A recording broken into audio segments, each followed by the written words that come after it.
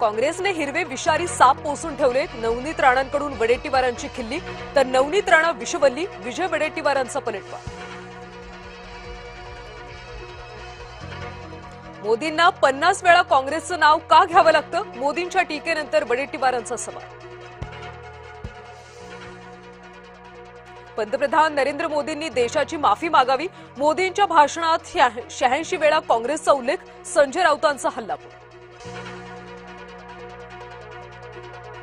भाजपच्या 149 उमेदवारांमध्ये फक्त 15 महिला उमेदवार होत्या. फडणवीसांच्या विरोधकांवरच्या टीकेवरून दमानी यांचा पलटवार.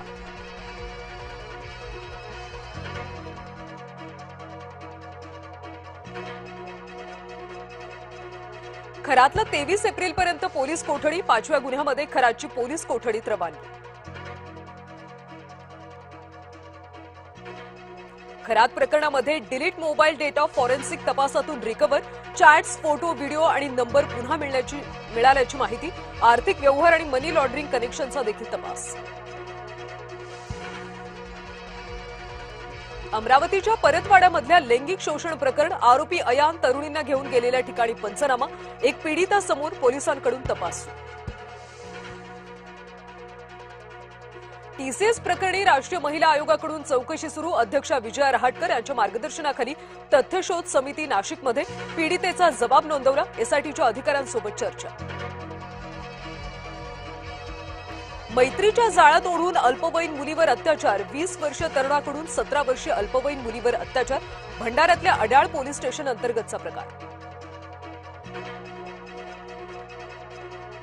सांगलीमध्ये स्वीकृत नगरसेवकाच्या निवडीवरून वाद. राष्ट्रवादी काँग्रेसमध्ये वादाची ठिणगी.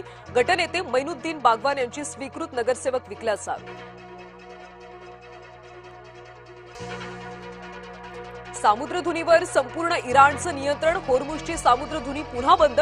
इराणच्या संसदेचे अध्यक्ष मोहम्मद गलिबाफ यांनी केले स्पष्ट. अमेरिका इराणमध्ये उद्या पाकिस्तानात चर्चा होण्याची शक्यता. अमेरिका इराण चर्चेच्या दुसऱ्या फेरीची पाकिस्तानात तयारी सुरू. पहिल्या फेरीपेक्षा दुसऱ्या फेरीसाठी सुरक्षेची जास्त उपाययोजना. होर्मुझ सामुद्रधुनीमध्ये भारतीय जहाजावर गोळीबार. भारताने इराणचे कान उपटले. इराणी राजदूताला केलं पाचारण. शस्त्रसंधी सुरू असतानाही इस्रायलमध्ये निदर्शनं सुरूच. पंतप्रधान नेतन्याहूंच्या विरोधात इस्रायलमध्ये निदर्शनं. हायफामध्ये लोक रस्त्यावर. नेतन्याहूंच्या विरोधात घोषणाबाजी. रील बनवण्याच्या नादामध्ये समृद्धीवर खासगी बसचा अपघात. बस चालक आणि क्लीनर रील बनवत होते. 1.5 वर्षे चिमुकल्याचा मृत्यू. 20 ते 25 प्रवासी जखमी.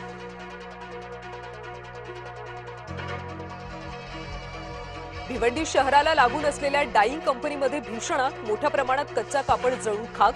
आगीचं कारण अस्पष्ट. कोणतीही जीवितहानी नाही. मालाडमध्ये हल्दीरामच्या शेवपुरीमध्ये जिवंत अळी. इन्फिनिटी मॉलमधल्या हल्दीराम आउटलेटमधला प्रकार.